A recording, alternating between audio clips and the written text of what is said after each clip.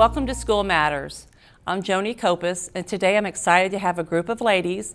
We're going to talk about preschool, the benefits and the importance of preschool, and also the initiative that the Hamilton Community Foundation has started to talk about to enable more children to enter preschool. So welcome very much. Appreciate you guys being here. Thank you. So let's first go down the line and introduce yourself, your name, and where you're from. My name is Heather Reister, and I'm the Director of Colonial Schools. Very good. My name is Carly Farwick. I am the preschool teacher at Emmanuel Lutheran. Okay. I'm Kathy Klink, representing the Hamilton Community Foundation. You wear lots of hats, but today it's a community foundation. It is. Welcome. And I'm Amy Durbin, and I represent the Great Miami Valley YMCA. Well, welcome. Let's talk a little bit about the importance or the benefits of preschool. And we'll start with you, Heather, because you see it on a daily basis. What is the importance of preschool? There are many benefits for children enrolled in preschool. I think one of the main benefits is definitely the opportunity to socialize with their peers, certainly academic and better outcome success for children with education. And Heather talked about the socialization, and Carly, you live and breathe it every day because you're a teacher there. What do you see as far as socialization and how important that is? Oh, I feel it's very important that they socialize and they learn an approach to being in school and how to be in school before they're in comfortable away from home, before they're in an all-day kindergarten setting or away from home all day. So they know how to follow instructions and follow, be in a line, raise your hand, that type of thing. So it only would benefit them once they start kindergarten. And it's very important they learn to express themselves and control their emotions so that they're ready to learn.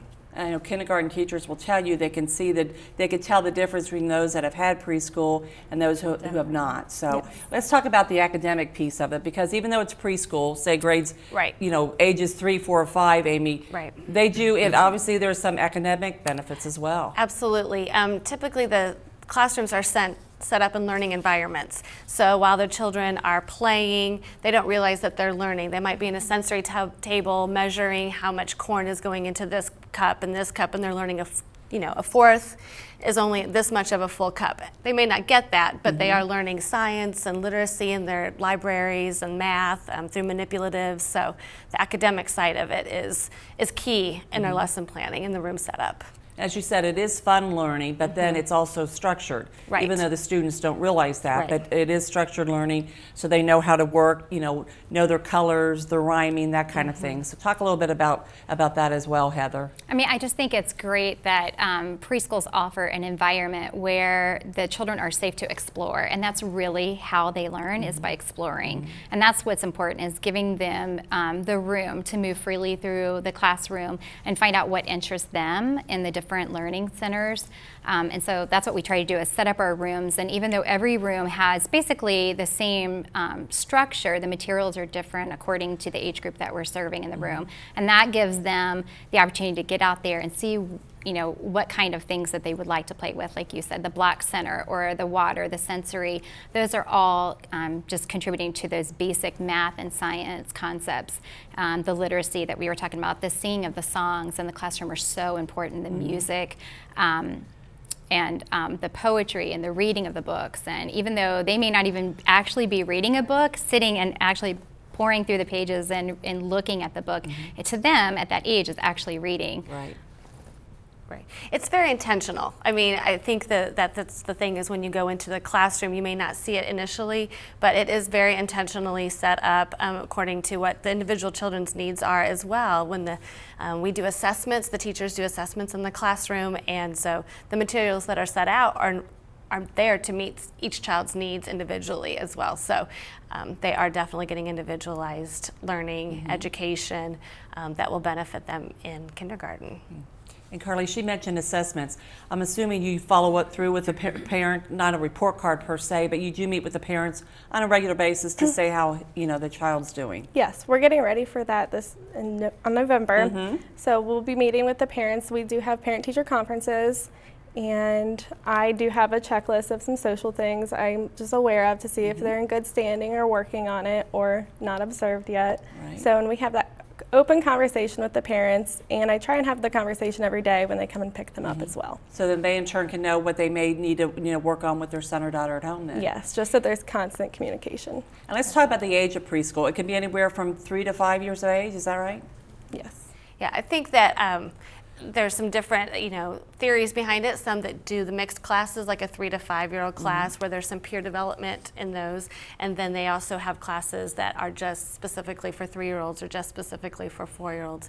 And we talk a lot with those 3-year-old classes about the social, emotional aspect of it and the following directions. And then when they get maybe in the 4-year-old class, they're learning a little bit more about following the directions and the like you said, the letters. Some might be reading, some might be doing letter identification, some are sounding out words.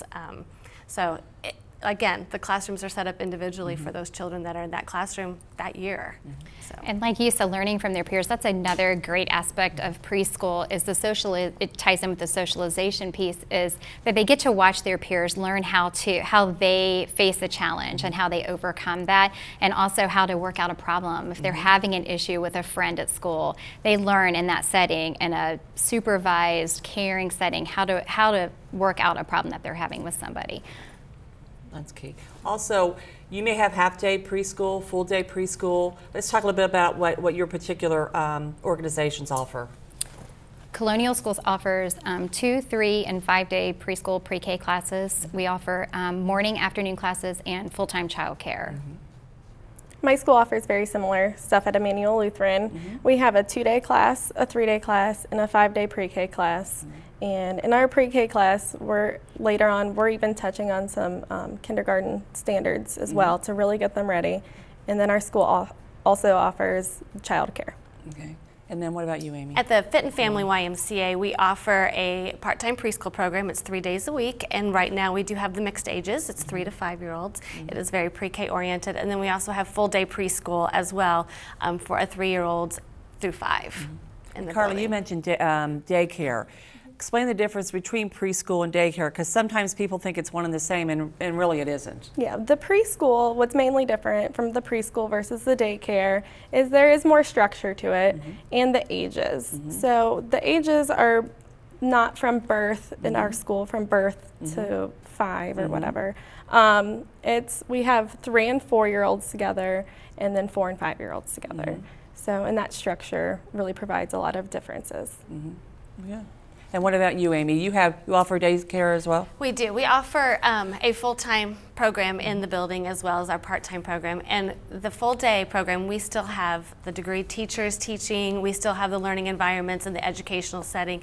The difference between the part-time program is they're also getting, their lunch and their healthy meals and their healthy snacks. Another large aspect of both programs is the large motor activity and teaching them to jump and skip and doing all of those large motor things that they can do as children that they might not get to experience just sitting at home during the day. So both programs offer that, but the full day is rest time, healthy meals, and healthy snacks as well. And the Hamilton City Schools offer morning and afternoon preschool as well. We have nine classes, and then all-day kindergarten. We've had that for about 15 years, so definitely see the benefit of that. But let's say I'm a parent. What should a parent look for as they go to visit a preschool to find out what's the best fit for their child? I mean, do you encourage visits? Yes. As a parent myself, when I was looking for preschool for my children, that's the very first thing I did was made a list of the preschools that I wanted to visit in the area, and then I visited the ones that were on the list. And I have to say that when I walked through the door of the school that I chose, I knew right away, because I had done some background research. Right. Definitely you want to go on the website for the school if they have one, and also look at their licensure, and most of the time it's through either ODE or ODJFS. And you can go on their websites and look at their reports and their inspections. So I always suggest doing that. That's a great way to just get some background information before ever stepping foot into the building.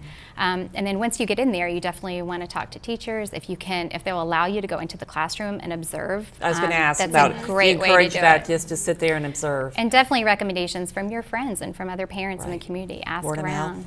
mouth.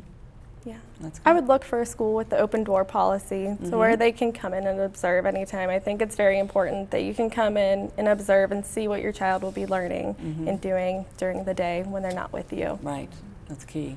And then, like you said, come in anytime and see what's going on. Okay, Kathy, as I said, you wear lots of hats. Today you're wearing your Hamilton Community Foundation hat. They have a strategy of their community foundation of education, and explain a little bit about that, and then we'll talk about the Start Ready program. When we developed our latest strategic plan, one of the pillars is education. And we've been working with our service area schools for quite some time at the secondary level. But through some additional research and conversations, we realized we've got to look at the other end. We understand the value and importance of preschool and felt like we were missing the boat. So that's how we jumped into the preschool part of it. And then about, what, a year and a half ago, you had an informational meeting, invited preschool providers? Right, we invited providers, community members, educators, and said, if we're really serious about having a preschool initiative and the Hamilton Community Foundation can be a support to that, what would it look like? So now, a year and a half later, we've formed committees, we have initiatives, we have scholarships available for all of you to make available to your parents. So we've come a long way. And we encourage the audience to check out the phone numbers that are scrolling on the bottom of the screen to find out more about that. But we know, talking to people about preschool, you know how important it is, and we know there are some barriers, maybe transportation, maybe parents, you know, working schedules, what have you.